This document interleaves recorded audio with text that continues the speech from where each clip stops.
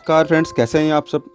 Friends, आज हम यहाँ पे जानेंगे प्रधानमंत्री की शक्तियाँ और उसके कार्य। मतलब हमारे जो प्रधानमंत्री है उनकी कौन कौन से उनके पास में शक्तियाँ हैं, उनके पास में कौन कौन से उनके कार्य होते हैं, इस बारे में आज हम यहाँ पे जानने वाले हैं। तो फ्रेंड्स, वीडियो को लास्ट तक जरूर देखिएगा। वीडियो स्टार्ट करने से पहले फ्रेंड्स, मैं एडवोकेट गौरव सैनी स्वागत करता हूँ आप सभी का हमारे यूट्यूब चैनल एडवोकेट गौरव में। फ्रेंड्स, अगर आप हमारे चैनल पर नए हैं तो इसे सब्सक्राइब करें, साथ ही पास दिए गए बेल आइकन को प्रेस करें, आपको इस तरह के वीडियोस की इन्फॉर्मेशन की नोटिफिकेशन आपको मिल सके। तो चलिए स्टार्ट करते हैं फ्रेंड्स, प्रधानमंत्री की शक्तियाँ और उनके पास में कौन कौन से कार्य होते हैं, उनके द्वारा कौन कौन से कार्य किए जाते हैं। इसमें सबसे पहले आपको बताऊं मैं फ्रेंड्स, श्री नरेंद्र मोदी, जिस तरह से ये तो हम सभी जानते हैं कि हमारे प्रेजेंट में जो प्राइम मिनिस्टर है, प्रधानमंत्री है, वो श्री नरेंद्र मोदी जी हैं। और नरेंद्र मोदी जो हैं वो व्यक्तिगत तौर पर भारत के 15वें प्रधानमंत्री। जी हाँ फ्रेंड्स, अगर जीके का भी एक क्वेश्चन है, बहुत ही अच्छा क्वेश्चन है फ्रेंड्स, कि प्रधानमंत्री नरेंद्र मोदी जी हमारे भारत के कौन से नंबर के प्रधानमंत्री। तो फ्रेंड्स, इसमें ध्यान से सुनिएगा, हमारे नरेंद्र मोदी जी भारत के 15वें प्रधानमंत्री हैं।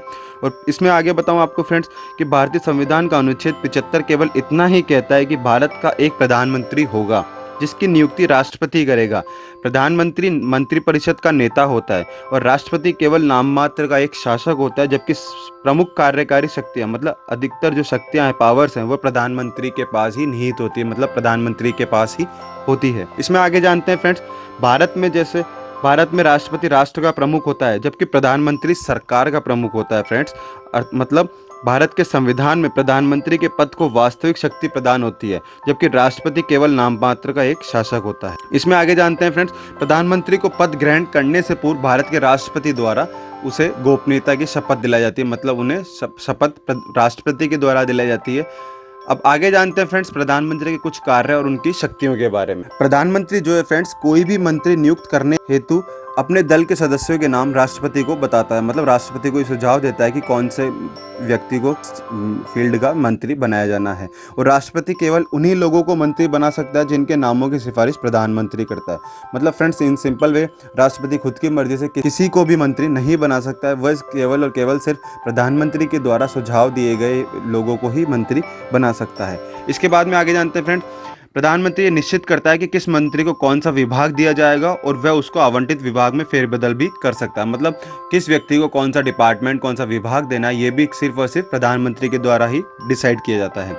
इसमें आगे जानते हैं फ्रेंड्स कि वह मंत्रिपरिषद की बैठक की अध्यक्षता भी करता है। मतलब मंत्रिपरिषद की जो बैठक होती है उसकी अध्यक्षता भी प्रधानमंत्री के द्वारा ही की जा सकती है, और उसमें वो अपनी मर्जी के हिसाब से उसमें कोई चेंजेस भी कर सकते हैं। इसके बाद में फ्रेंड्स, किसी भी मंत्री को त्याग पत्र देने, उसे बर्खास्त करने की सलाह भी प्रधानमंत्री के द्वारा राष्ट्रपति को दी जा सकती है। इसमें आगे जानते हैं फ्रेंड्स, वह सभी मंत्रियों की गतिविधियों को नियंत्रित करता है और उन्हें निर्देशित भी करता है। मतलब जितने भी ऑल मिनिस्टर्स होते हैं उनको सभी उनकी गतिविधियों को प्रधानमंत्री के द्वारा ही नियंत्रित की जाती है और उन्हें डायरेक्शन भी दिए जाते हैं। सिर्फ और सिर्फ डायरेक्शन भी प्रधानमंत्री के द्वारा ही दिए जाते हैं। इसमें फ्रेंड्स आगे जानते हैं कि वह अपने पद से त्यागपत्र देकर पूरे मंत्रिमंडल को बर्खास्त, मतलब पूरे मंत्रिमंडल को बर्खास्त करने की सलाह भी राष्ट्रपति को दे सकता है। मतलब वह राष्ट्रपति को लोकसभा भंग कर नए सिरे से चुनाव करवाने की सलाह भी प्रधानमंत्री के द्वारा दी जा सकती है। इसमें आपको आगे फ्रेंड्स एक इंपॉर्टेंट बात बताता हूँ कि यदि प्रधानमंत्री अपने पद से, प्रधानमंत्री के पद से त्याग पत्र दे देता है, मृत्यु डेथ हो जाती है, तो ऐसी कंडीशन में फ्रेंड्स अन्य कोई भी मंत्री, मतलब प्रधानमंत्री के नीचे जो भी उनके मिनिस्टर्स होते हैं, तो वो कोई भी मंत्री कोई भी कार्य नहीं कर सकते हैं। अर्थात प्रधानमंत्री की मृत्यु के साथ ही मंत्रिपरिषद का भी विघटित हो जाता है, मंत्रिपरिषद भी खत्म हो जाता है, मंत्रिपरिषद स्वयं ही विघटित हो जाता है। इसके बाद में आगे जानते हैं फ्रेंड्स, प्रधानमंत्री के संबंध में अधिकार। इसमें आपको आगे बताऊं फ्रेंड्स कि प्रधानमंत्री द्वारा राष्ट्रपति को ऐसे अधिकारियों की नियुक्ति करने के संबंध में राय देने का भी अधिकार, जिसमें सबसे पहला आता है फ्रेंड्स भारत का नियंत्रक और महालेखा परीक्षक, अकाउंट्स जनरल ऑफ इंडिया। इसके बाद में आता है फ्रेंड्स भारत का महान्यायवादी। इसके बाद में आता है भारत का महाधिवक्ता, और इसके बाद में आता है फ्रेंड्स संघ लोक सेवा आयोग का अध्यक्ष और उसके सदस्यों का चुनाव। इसके बाद में आता है फ्रेंड्स चुनाव आयुक्तों का चुनाव, और फिर आता है फ्रेंड्स वित्त आयोग का अध्यक्ष और सदस्यों का चुनाव। इसमें आगे जानते हैं फ्रेंड्स संसद के संदर्भ में भी प्रधानमंत्री के पास में कौन कौन से अधिकार हैं। इसमें आपको बताऊं फ्रेंड्स, प्रधानमंत्री वह लोकसभा को किसी भी समय विघटित करने की सलाह भी राष्ट्रपति को दे सकता है। वह सभा पटल पर सरकार की नीतियों की घोषणा करता है। इसके बाद में फ्रेंड्स आगे जानते हैं प्रधानमंत्री की कुछ अन्य पावर्स। वह राष्ट्र की विदेश नीति को मूर्त रूप देने में महत्वपूर्ण भूमिका निभाता है। वह केंद्र सरकार का प्रमुख प्रवक्ता होता है। वह सत्ताधारी दल का नेता होता है।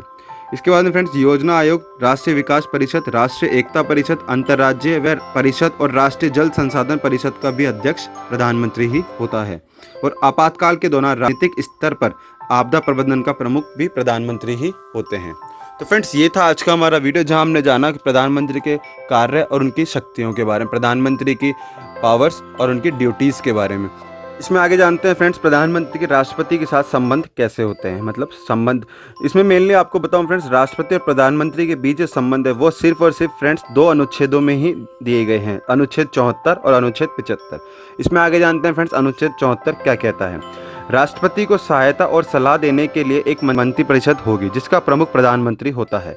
राष्ट्रपति प्रधानमंत्री की सलाह के अनुसार ही कार्य करता है और राष्ट्रपति मंत्रिपरिषद से उसकी सलाह पर पुनर्विचार करने के लिए कह सकता है और राष्ट्रपति इस पुनर्विचार के बाद दी गई सलाह पर कार्य करने के लिए बाध्य होता है। इसमें आगे जानते हैं फ्रेंड्स अनुच्छेद 75, अनुच्छेद 75 क्या कहता है। इसमें पहला आता है फ्रेंड, प्रधानमंत्री की नियुक्ति राष्ट्रपति करेगा और प्रधानमंत्री की सलाह पर वह अन्य मंत्रियों की भी नियुक्ति करेगा। इसमें दूसरा पॉइंट आता है फ्रेंड्स, मंत्री राष्ट्रपति के प्रसाद पर्यंत अपने पद पर बने रह सकते हैं। इसमें तीसरा पॉइंट आता है, मंत्रिपरिषद लोकसभा के प्रति सामूहिक रूप से उत्तरदायी होते हैं। अब इसमें आगे जानते हैं फ्रेंड्स प्रधानमंत्री के कर्तव्य कौन कौन से होते हैं। इसमें आपको सबसे पहले बताऊं, मंत्रिपरिषद के सभी कार्यों की रिपोर्ट राष्ट्रपति को सौंपना होता है। इसमें आगे आता है फ्रेंड्स कि देश में आपातकाल या कोई अन्य मामला जैसे विदेशी नीति के संबंध में राष्ट्रपति को पूरी जानकारी देना होता है। और संघ के कार्यपालक एवं प्रशासन संबंधी मंत्रिपरिषद के सभी विनिश्चय पर राष्ट्रपति को सूचित करता है। तो फ्रेंड्स ये था आज का हमारा वीडियो, जहां आपने जाना कि प्रधानमंत्री के कौन कौन से कार्य हैं, उनके कौन कौन से अधिकार हैं, कौन कौन से उनके कर्तव्य हैं। आई होप आप सभी को ये वीडियो पसंद आया होगा। पसंद आए तो इसे लाइक करें, अपने फ्रेंड्स रिलेटिव के साथ में शेयर करें। बहुत ही इंटरेस्टिंग टॉपिक है फ्रेंड्स, और जुड़े रहें हमारे चैनल एडवोकेट गौरव के साथ। फिर मिलते हैं नई वीडियो में। Till then take care, good bye, जय हिंद फ्रेंड्स।